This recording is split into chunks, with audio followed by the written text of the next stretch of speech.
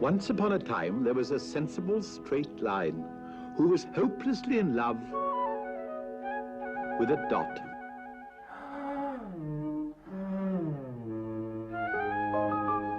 You're the beginning and the end, the hub, the core and the quintessence, he told her tenderly. But the frivolous dot wasn't a bit interested, for she only had eyes for a wild and unkempt squiggle who never seemed to have anything on his mind at all.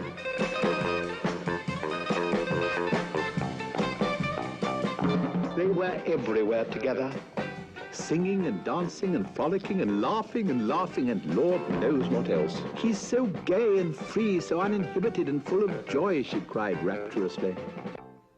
And you're as stiff as a stick, dull, conventional and repressed, tied and trammeled, subdued, smothered and stifled, squashed, squelched and quenched.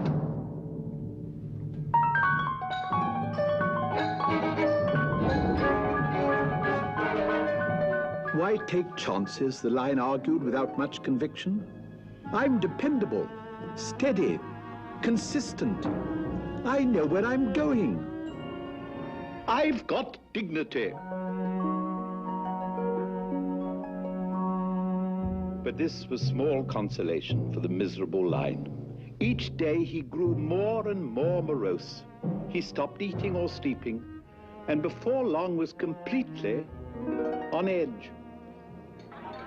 His worried friends noticed how terribly thin and drawn he was and did their best to cheer him up. She's not good enough for you. She lacks depth. They all look alike anyway. Why don't you find a nice straight line and settle down? But he hardly heard a word they said. For anyway he looked at her, she was perfect.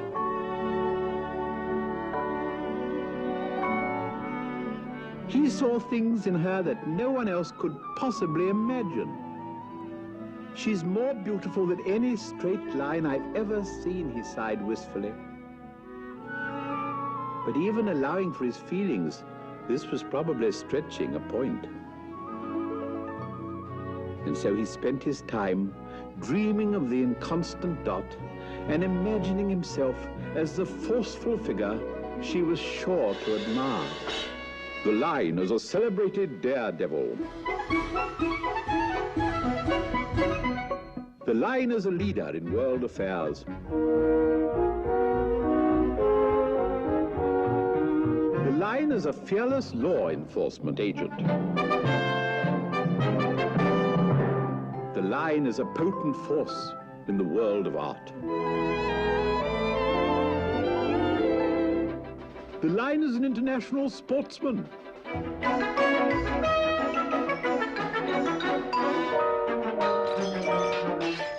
But he soon grew tired of self-deception and decided that perhaps the squiggle might have had the answer after all. I lack spontaneity. I must learn to let go, to be free, to express the inner passionate me. But it didn't make any difference, for no matter how often or how hard he tried, he always ended up the same way. And yet he continued trying and failing and trying again until, when he had all but given up, he discovered at last that with great concentration and self-control, he was able to change direction and bend wherever he chose. So he did, and made an angle. And then again, and made another, and then another, and then another, and then another, and then another, and then another. "Hot stuff," he shouted, much impressed with his efforts, and in a wild burst of enthusiasm sat up for half the night, putting on an outrageous display of sides, bends, and angles. "Freedom is not a license for chaos," he observed the next morning. Oh, what a head! There and then he decided not to squander his talents in cheap exhibitionism. For months he practiced in secret. Soon he was making squares and triangles, hexagons, parallelograms, rhomboids, polyhedrons, trapezoids, parallel pipets, decagons, tetragrams, and an infinite number of other shapes, so complex that he had to letter his sides and angles to keep his place. Before long, he had learned to carefully control ellipses, circles, and complex curves, and to express himself in any shape he wished. You name it, I'll play it. But all his successes meant nothing to him alone, and so off he went to seek the dot once again.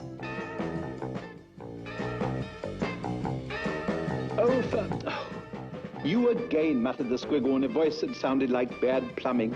You don't stand a chance. But the line was bursting with old love and new confidence, and he was not to be denied, for now he was dazzling. Clever.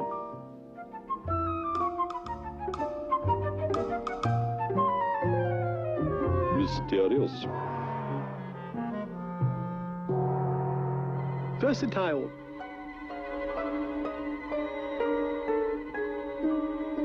Erudite.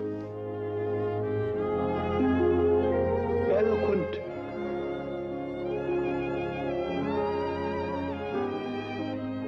Profound. Enigmatic. Complex. And compelling.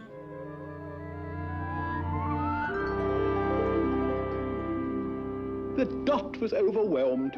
She giggled like a schoolgirl and didn't know what to do with her hands.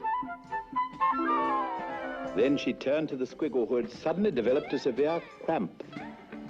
Well, she inquired, trying to give him every chance. The squiggle, taken by surprise, did the best he could.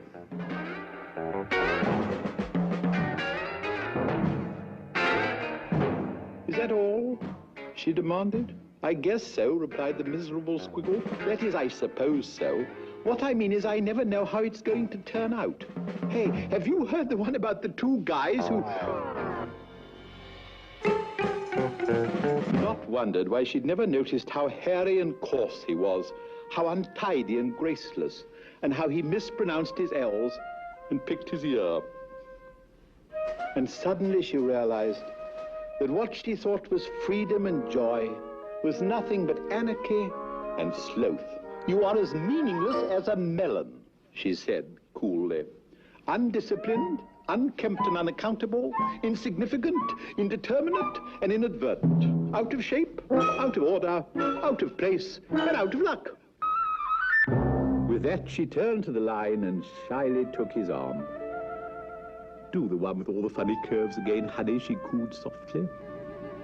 And he did, and soon they did, and lived, if not happily ever after, at least reasonably so.